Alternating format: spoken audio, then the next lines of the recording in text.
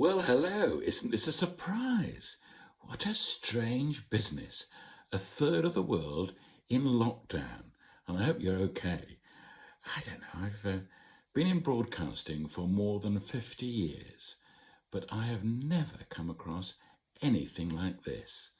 I was so pleased that my friends in Saga invited me to take part in their cheerfully named Not Going Out Club. And I hope over the next few weeks I'll be providing you with messages like this in video and in writing. And we can, I don't know, provide company for each other and, I don't know, talk about things. There's a lot to talk about. My days seem to fill up as if I've been self-isolating for ages. In fact, it's just a week. My wife Mary and I have been here happily in Ealing in West London, and we celebrated our 51st wedding anniversary in January. We went to stay in a flat in a very old building in the French town of Lyon. We had a great time for 4 days. That was the time, wasn't it, when you could travel. My last big holiday was when I went with my elder brother on a Saga cruise to Barbados. Now, I say that was a holiday. I was meant to be giving a series of talks, but it certainly felt like a holiday. Fantastic food, great company, winter sun. It was glorious. And one of the good things about being in what's called the privileged age group is that if we're lucky, we can look back on a lot of wonderful memories. I think we're going to need them in the next few months. This may not go on forever. It may just feel like that. But I'm cheered up by lots of things. Keeping in touch with my grown-up children and my brother and my sister. My sister Anne's encouraging. She's self-isolating with her husband, and they go for walks, they watch TV, they read books. And she says, in a curious way, it's almost better than normal life because it's so much simpler. There aren't so many choices, and there aren't so many interruptions. And I think there's a lot to be said for that. Now, I'll be saying more about what I'm doing over the next few weeks, but at the moment, I'm finding, I have to say, no great difficulty in filling up my days. In fact, they seem to fill up so quickly, well, more quickly than normal. I was born in 1944, as I sometimes say, just in time for D-Day. Now, I've no great direct memories of the war, but like lots of us, like all of us in this age group, we were brought up in its long, dark shadow. And I suspect the first time I was told about Britain's history, I was probably told about the Blitz spirit and the slogans like London can take it. That's one of the great joys of Britain, isn't it? That we can look back on our history and find times when things were in fact much worse.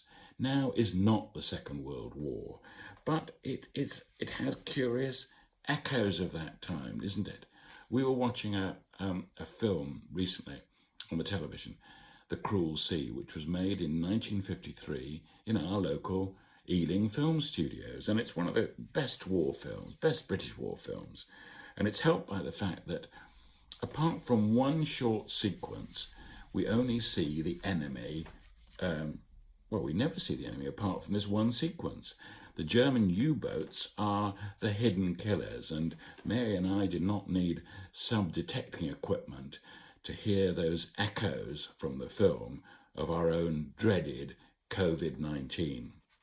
Fortunately, the indomitable Jack Hawkins and Virginia McKenna, two of my favourite childhood stars, well, they saw us through in the end. And one of the great things about the film is that those involved were not obviously heroic. They weren't superheroes using all sorts of devilish tricks to thwart the enemy and to see off their, get through the whole dramatic thing by doing extraordinary things. Not like present superheroes at all. Jack Hawkins was visibly shaken by the dangers that they faced and the awful choices they had to make. But he did so with a clear understanding of the difficulties they faced. By the end of the war, they'd only managed to destroy 2 enemy submarines, and they had been forced to abandon their own ship at one stage when it was torpedoed. So after months and months of fear, they didn't have much to show for it. And it did make me think of our present situation. I'm grateful to the government and particularly to the scientific advisors for telling us the truth as they see it. We can then pull together. Now is not the Second World War, I know that, but one of the best things about our history is we can look back on the past and think how often times were far, far worse than they are today. Now, I'm sure we can get through this, and I promise not to be gloomy in these talks. I make sure I won't be. There's plenty we can share and plenty that we can celebrate. And I'm very much looking forward to being in touch with you over the coming weeks. Let's do our best to plough on, helping everyone by staying indoors. Strange way of being heroic. Only going out if we really have to. And I wouldn't normally encourage people to drink, but I was quite relieved to see that off licenses are deemed to be essential services. I can drink to that, and I can drink to the Saga's Not Going Out Club. So, until the next time, cheerio.